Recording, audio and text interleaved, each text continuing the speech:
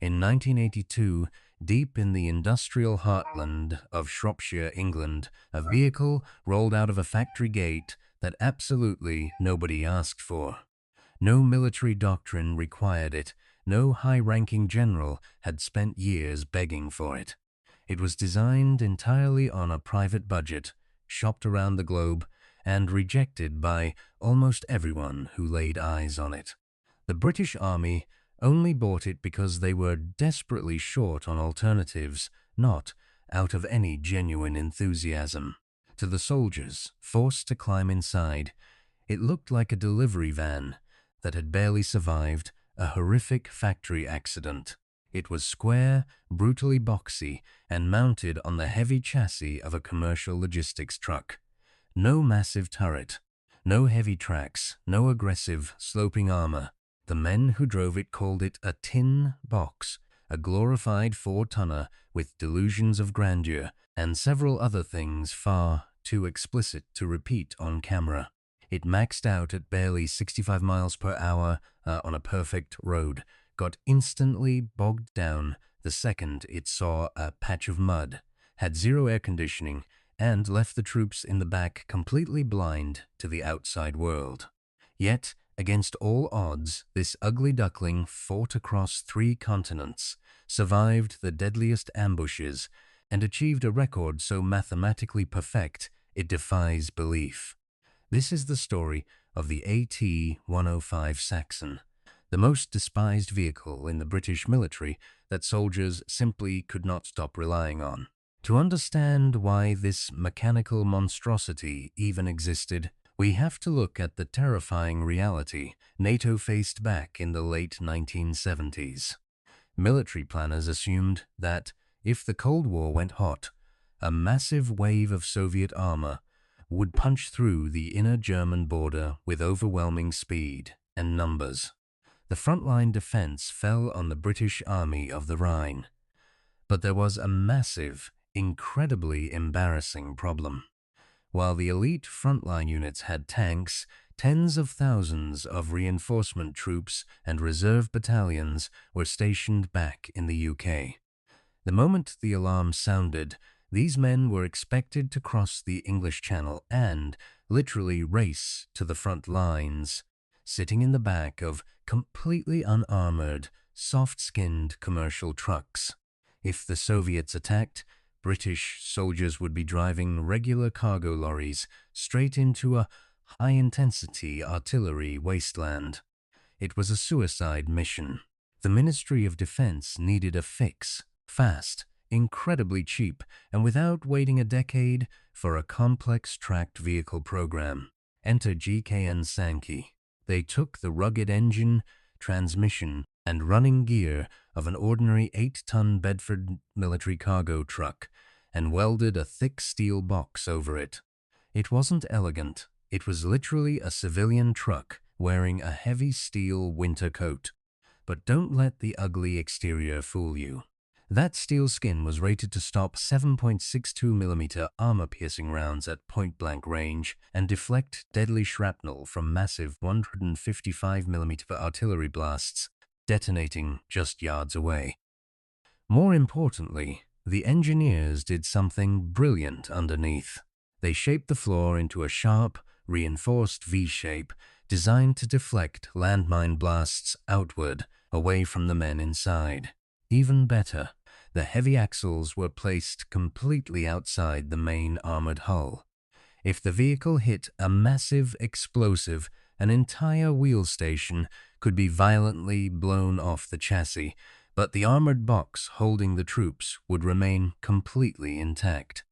By the mid-1980s, the British military put in massive orders, eventually pushing their fleet to nearly 600 of these vehicles, with total global production hitting well over 900 units. Every single country that bought it complained about it, and every single country kept using it. If we look at the brutal conflicts where this vehicle actually proved its critics wrong, take a quick second to hit that like and subscribe button. It costs nothing, helps the channel grow immensely, and let us know in the comments below.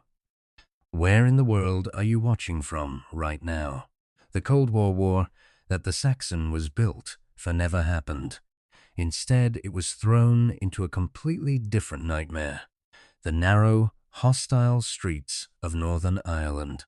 Upgraded with riot wings, barricade rams, and internal Kevlar ballistic liners, the Saxons began patrolling high-risk zones like West Belfast by 1993. The troops immediately hated it. The deafening mechanical roar inside the cabin completely drowned out their radio networks. Sitting in the back, the squad was entirely blind, trapped in a dark steel box while navigating tight urban killing zones. Yet, whenever the IRA detonated devastating under-vehicle bombs, the Saxon did exactly what it was designed to do. The V-shaped hull absorbed the blast. Not a single British soldier lost their life to a bomb strike inside a Saxon during its entire operation in the province. It was universally loathed, but it undeniably worked. Then came 1994, and the Saxon was deployed to the rugged mountains of Bosnia for a UN peacekeeping mission. Here, its weaknesses were brutally exposed. Built for flat European highways, its heavy commercial tires and basic leaf spring suspension struggled immensely on treacherous mountain paths. To make matters worse, mechanics bolted heavy armor turrets onto the roofs for sniper protection, making the vehicles dangerously top-heavy. Rollovers on steep gradients became a terrifying hazard, and the press quickly branded the vehicle a dangerous, outdated death trap. But then came the ultimate test near Rama Lake. A Saxon carrying a full patrol struck a massive, heavy-duty anti-tank mine, a weapon specifically designed to obliterate heavily armored main battle tanks.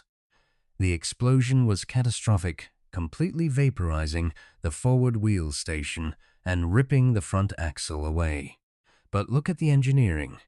The V-shaped hull split the blast wave, channeling the lethal energy outward and downward.